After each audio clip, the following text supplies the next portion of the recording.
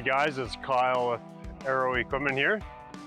Today I'll show you the 3-piece sliding roof on our 11-foot aluminum service bodies. We've got the two spring locks here at the back.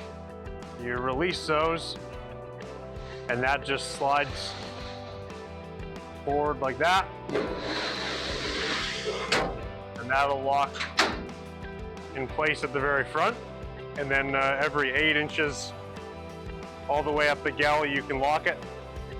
And then the whole roof, all 3 sections slide all the way back. You need a better access underneath your spare tire. You can bring the whole roof back, and it slides very smoothly. It's waterproof as well.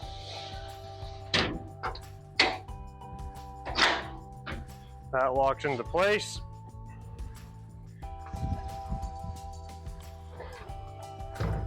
Tailgate goes up.